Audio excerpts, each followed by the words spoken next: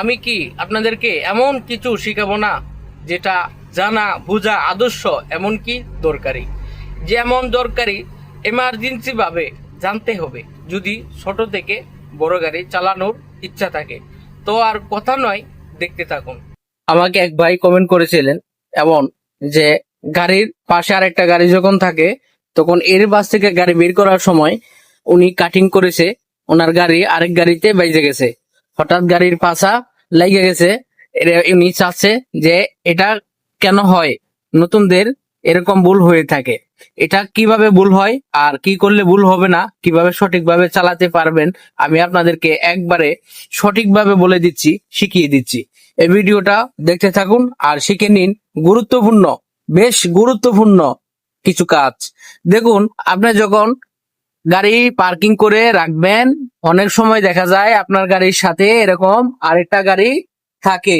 সেই ক্ষেত্রে আপনি কি করবেন, গাড়িটার মাঝখানে দেখুন যথেষ্ট পরিমাণ স্পেস নেই, স্পেস খুবই কম। একটু খেয়াল করে দেখুন, আমি গ্লাসে আপনাদেরকে দেখাই, এভাবে দেখবেন গ্লাসের ভিতরে আপনার দুই গাড়ির চিপায় 1 হাত পরিমাণ জায়গা যদি থাকে তাহলে আপনি স্টিয়ারিং ফুল কাটিং করবেন না। যেমন স্টিয়ারিং ফুল কাটিং করে যদি আপনি সামনের দিকে যেতে চেষ্টা করেন বা এভাবে কোনাকুনি যাওয়ার চেষ্টা করেন তাহলে পিছনের আপনার পাশার ওই গাড়িতে টাচ হয়ে যাবে, আপনার পাশে থাকা গাড়িতে লেগে যাবে।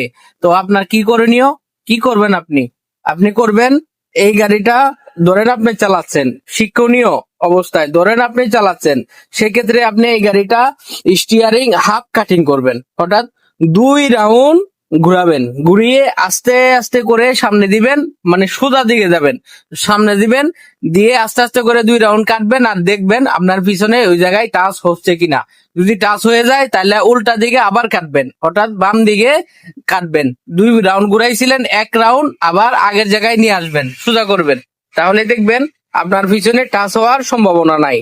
যথেষ্ট পরিমাণ সোজা যাওয়ার চেষ্টা করবেন যতটুকু পর্যন্ত গাড়িটার পার না হয়, মানে সহজ কথায় গাড়িটা পাস না হয়। এক জায়গা থেকে আরেক জায়গায় যেতে হলে অবশ্যই আপনাকে এই ধরনের খেয়াল রাখতে হবে। আর এভাবে যদি গাড়ি চালান তাহলে গাড়ির পাশে গাড়ি থাকলে আরেক গাড়িতে টাচ হওয়ার সম্ভাবনা খুবই কম। দেখুন গাড়িটার মাঝখানে কিন্তু স্পেস খুবই কম, স্পেস একদমই কম।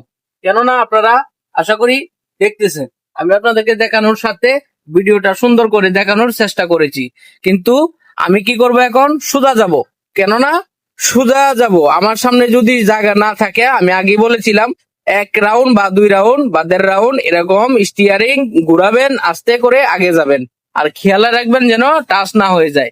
তারপরে যদি দেখেন যে জায়গাটা এত ছোট যে আপনি কিছু করতে পারতেছেন না, তাহলে প্রথমে সোজা সামনের দিকে দিবেন, একদম বরাবর সামনের দিকে যাবেন, গিয়ে আস্তে করে গাড়িটা তেড়া করবেন, গাড়িটা তেড়া করে না এরকম, তেড়া করে না এরকম, তেড়া করবেন, তেড়া করে তারপরে আস্তে ধীরে সামনের দিকে যাবেন, দেখবেন গাড়ি বের হয়ে গেছে, কোনো জায়গায় টাচ হবে না ইনশাল্লাহ।